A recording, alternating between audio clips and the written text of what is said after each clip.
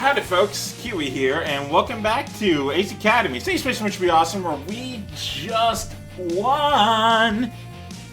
Oh, it feels so good. So, the ground shakes beneath my feet as the stadium rumbles with cheers and applause. We won? We did it, Broseph! No, I did. Harry lets out a loud cheer as Mayu laughs. I stare out into the crowd, hardly able to register what's going on. The people, the noises, the acrid smell of burnt metal. It's sensory overload. But we did it. We actually did it! With the match finished, gear controls are restored. I think we can all agree that this was the best preseason match, bar none. Preseason? Am I right? Wait. The Stadium Thunder's approval. We'll have the replays available later today. For now, I'll have to ask our contenders to leave the arena so the next match can begin. Before shuffling out of the arena, Phoenix gives us a saluted wave. Speaking of Phoenix, how was it also equipped with overdrive mode? An uneasiness settles in the pit of my stomach as we return our gears back to the hangar and make our way to the pre-combat room. Excuse me. I burp loudly as I change back into my uniform as questions keep swirling around in my head. When I enter the pre-combat room, I am alone. My teammates must still be changing. Also, is this related to my parents' death in some way? Who knows? I try and collect my thoughts, but they're just as scattered as before. Barely register my teammates' arrival. Sho suddenly throws an arm around me and pulls me close, nearly choking me. Don't touch me. You were awesome out there! Yeah, thanks. I want to share in Sho's jubilation, but I can't stop thinking about how another gear other than Eagle was able to go into overdrive, if only for a short while. I can't believe we beat Akira and his team! So Akira's gonna be like this bad guy or something. Mayu's cheeks are flushed with excitement and she wears a small smile. We got lucky we won this time. It was a really close call. Oh, come on, Kaori. We won against Akira! No matter how close a call it was, he's we a still great beat driver. The #1 team at Ace. That may be true, but they're still the #1 seeded team. Yeah, because we're just beginners or whatever. With this victory, we should at least solidify a position in the top 3. We've never lost. I suppose that's true too. She lets a small smile escape, but clearly there's still something on her mind. But isn't anyone else concerned by Akira's overdrive ability? Yes. Yes, I've been trying to figure that out. As far as I know, only Dad understood that kind of technology, so how the hell did Akira get a hold of it? If he knew about this, then he's got a lot of questions to answer. Correct. He never used it in any previous battles, so this must be a recent addition. So anything new to his team is the problem. I need to talk to him. Sho nods. I'm glad my teammates understand. With all these questions floating around in my mind, I can't enjoy our win. Alright, you go take care of business first. But don't forget, today you are still a winner. Yeah, obviously. Doesn't feel like a win. We are the champions. Oh, the tune to that song. I could have done I could have done better. As soon as I get this all figured out, we're going to celebrate properly with pizza. We'll be waiting for you. I'm going to go see if I can catch up with Akira. The team nods and I head towards the hangar. The girls are smiling. That's nice. Luckily, Akira is still there. Akira! He turns to the sound of his own name and flashes me a smile. Hey, I believe congratulations are in order. Yeah, congrats on stealing my dad's tech. Nice of you. Thanks. His smile is genuine, but something about him is different. It's been a long time since I've had a match that close. What a rush.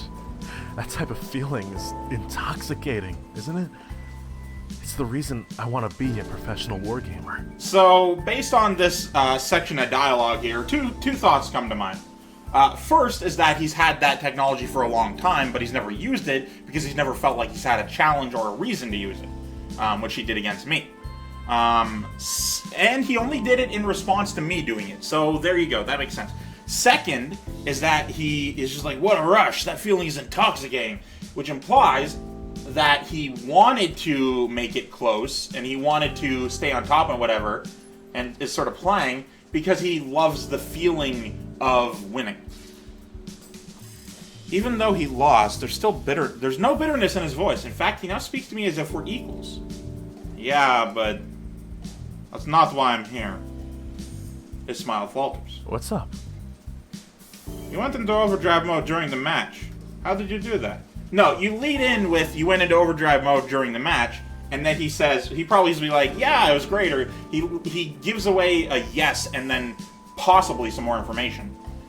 Then you ask how he did that. It kicks in automatically when I'm close to getting depowered. Just like what mine used to do, my jaw sets. How did you get that technology? Kira's smile drops completely at my tone. It was an upgrade from Illustrious. Is something wrong? How did they get that technology? I don't know. They didn't tell me anything specific, just that this gear was a prototype. I'm not sure what's going on, but I can get you in touch with them if you want. I'd appreciate that. Sure. He rummages through his phone and texts me a phone number. I thought it was like a big number. I'm like, oh. Here's the number to our account manager. Maybe he'll be able to tell you. Alright. Thank you. I feel a little bad charging over and acting kind of cold towards Akira. Of course he wouldn't know what was going on. He absolutely could be. Like, you can't say that, like, of course he wouldn't, because he might have. You know? Ludian takes care of large installations like a new core. All Akira would know is how to use it. Which is fair. Didn't get the chance to say this before, but that was a great match back there. Towards the end, I wasn't quite sure who was going to come out victorious. Akira's smile returns. Same here. Congrats again on your win. Appreciate it. Akira glances past me. I should get back to my team. No, you should hang out with me forever, and then I kill you. I nod and Akira leaves. As soon as he's out of sight, I dial the Illustrious contact number he gave me. Please hang up and dial your number again. Hello? Hi, I'm Ethan Seiko, one of the pilots of Ace 204911. Yes, I'm familiar with you and your team. How can I help you? I had some questions relating to Akira's core overdrive. Unfortunately, I can't help you. I'm only involved in the team side of things. You'll have to talk to someone in the tech and engineering department. I see. Is there a person I can get in touch with? Your best bet would be to try calling Illustrious' main number and setting up an appointment. Alright, thank you. Why don't I just get Yuna on this? Good luck. Thanks. After we hang up the call, I quickly locate Illustrious' number. I try and keep my irritation to check as I wait for someone to answer. Finally, I reach the receptionist, who helpfully inquires if I have an appointment or if I'd like to make an appointment. Realizing I was going to get nowhere, I make an appointment and visit the office tomorrow. I'm exhausted and made no progress with getting answers. I text my team what happened and find them waiting on the quad. Valerie and Yuna are there too. And everyone is here. Show got us up to speed. With how long it took me to activate your overdrive mode, Illustrious has got to be working with a prototype or have access to your core's blueprints. Those are my thoughts exactly, but how would they have gotten those schematics? I didn't give it to them. Promise. Okay, nice voice about that. Oh! I give her a weak grin. Not that was implying, but still good to know. Still, that sucks, Broseph. Maybe not. I'm a little surprised the account manager doesn't know that information. Oh, they absolutely do. Were you not paying attention to the tone of their voice? Yuna looks thoughtful. I think for larger companies like Illustrious, it makes sense. The account managers are the liaison between the sponsor and the sponsee, so that's their main focus. They make sure the team gets what was supposed to go to them, so they don't need to know how that item was acquired or developed in the first place. Well, now that you've said that, it won't be the case, but The damn. only time you see a lot of interdepartmental duties is when you're with smaller companies. Like ours? Does Dashu have a similar model as Illustrious? Oh yes, definitely. Especially since they sponsor more than one industry. Well, I have an appointment scheduled for tomorrow. Hopefully that'll be more successful. And Yuna's like, what the fuck did you do? No! Cancel it! You fucking fool! Good. It's easier to demand answers in person. Not really. Demand? Pretty sure that's how you get kicked out of a place. He's got to be aggressive if he wants to get any answers. Otherwise, they'll keep passing him off from one person to the next. I mean, not entirely true. Something weird is going on, and I tend to find out what. My voice holds more confidence than I feel. I can't quiet the feeling, the sinking feeling in the pit of my stomach. Yuna nods and speaks gently. For now, you should try not to stress about it. But it's about my parents' death, of course. I mean, you don't know that. Yeah, there's not much you can do. You're right, then no. I think I'm going to head home then. Don't feel much like celebrating. Team murmurs their ascent. The mood is completely ruined. Oh, I ruined their mood. Which is too bad because this was the win we'd been waiting for. Once I get to the bottom of this, I promise we will celebrate properly. Yeah, I feel like we're getting to the end of the game here. It's just, there's a lot of storylines being wrapped up here. We say our goodbyes and I head to the parking lot. Then I hop on my bike and head home. Uncle Kato and Nikki are both sitting on the couch watching TV when I arrive. Uncle Kato and Nikki. Kato grins at me. Welcome back. How was your match? It sucked, I lost. Actually, Finally, you're home. I thought you were going to miss it. Miss what? Miss who? The Moskers, of course. Did you forget? Moskers. Okay. All the excitement today, I completely forgot about the Moskers. Sure. My excitement must have given away my thoughts because Nikki shakes her head.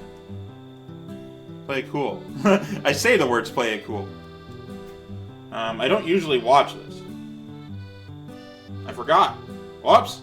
Seriously, how could you forget when your favorite actor, Leonardo DiCaprio, was nominated? To be fair, he's been nominated 5 times before. That's not the point, Uncle. That's not the point, you man. I snuggle in between them on the couch just as the opening number starts. I don't care about the fucking Hollywood Awards. They're rigged. I only partially pay attention to most of the nominations. Every so often, I peek at Uncle Kato and Nikki. Kato looks about as engaged as I am, while Nikki is practically on the edge of her seat. Every so often, she'd shout out who she hopes to win. Finally, it's the moment we've all been waiting for. The nominations for Best Actor. Leonardo DiCaprio is nominated for his role in The Apparition. That's not going to date the game. Against a handful of people who no one cares about. Uncle Kato and I look over at each other in solidarity. Nikki leans so far forward in her seat, I'm afraid she's going to fall off. And the Mosker goes to...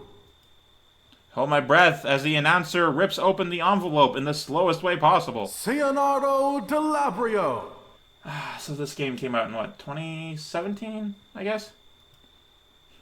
It's shit like this that really dates this game. Nikki jumps up and screams while Kato throws a fist in the air and shouts excitedly. Jump up with Nikki, that'll do. Is this real life? So what? I'll do the line. Can't hold back my grin, and a wave of pride washes over me. This was a long time coming. It's about time he was finally recognized for his talents. He won! I can hardly believe it.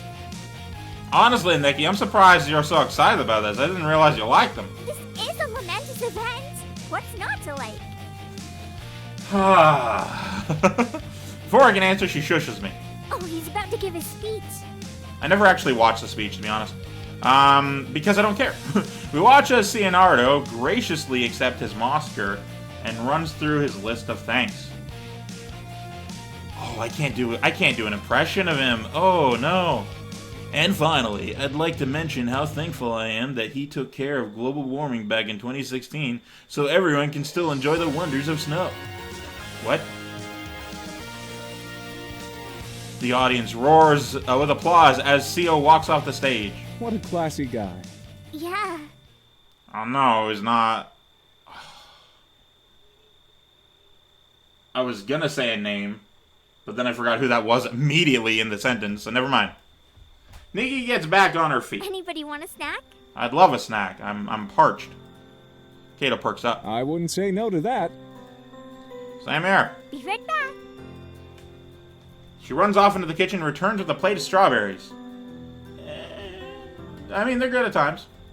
Ooh, strawberries. Uncle Kato's face lights up as he grabs the closest one to him. Without hesitation, he takes a huge bite, then catches himself as chocolate dribbles on his chin. Oh, you didn't mention that.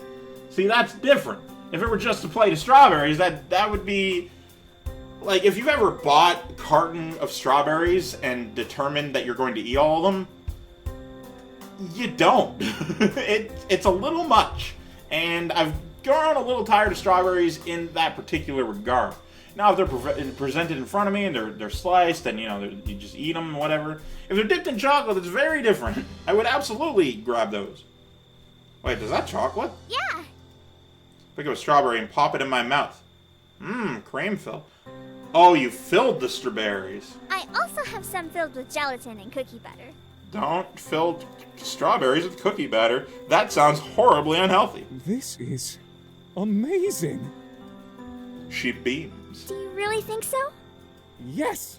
Yes! Ate another strawberry in response. Where did you find this idea? I don't know, I was just thinking about how I wanted chocolate-covered strawberries, but I hate when the chocolate comes off unevenly or the shell breaks off when you bite into it. I figured this was a better yet still delicious alternative. I can confirm that it is. I gotta tell my sister about this. She'd probably want to do that. She likes making, different foods and stuff. Uncle Kato eats another strawberry. Do you think you can make this at the cafe? His eyes glitter. Seriously? You think it's that good? Definitely. It's a simple twist on a familiar treat. I have no doubts it'll be well received. I mean, obviously, people will enjoy something like that. I'd be honored. What you should do, though, is you should fill the strawberry with strawberry sauce. So that you get a double dose, and it's really too much. Great. What do you want to call them? Cutberries, Strawberry Dream, Fruit Suckles. Ugh. The other two suck, and this one's alright, but weird. Sure, go for it. Call them Fruit Suckles. No. Why not? Because I want people to eat them?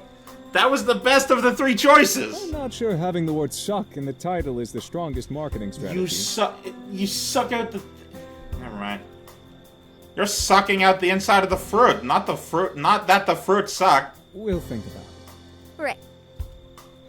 All since nobody here seems to appreciate my genius, I'm going to bed. It is getting late. Got all these stars in the sky, which shouldn't be there if we're in a major city in Japan. All that fucking light pollution. Uncle Kato stifles a yawn. Yeah, I think I'm going to turn in too. Like, I live in a smaller city with quite a lack of light pollution. We're pretty low as far as cities go. We're a smaller city. And even then, I don't have this many stars. My god. I've been camping, haven't seen that many stars in the sky.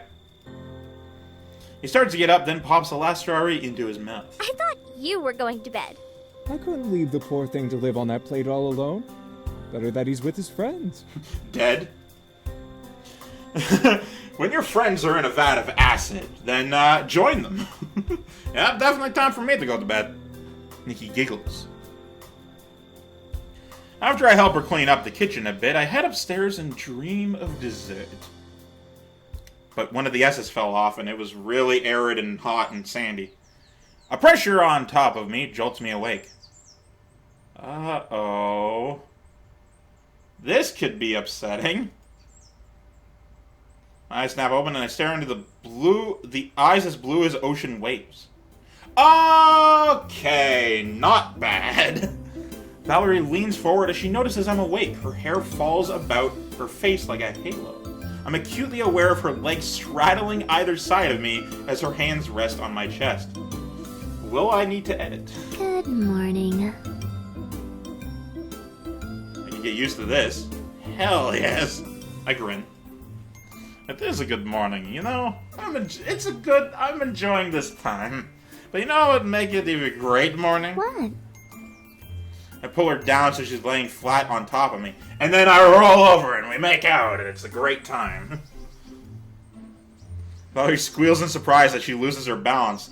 As soon as she knees me in the crotch and flails, and it hurts. As soon as her face is within reach, I press my lips against hers in a lingering kiss.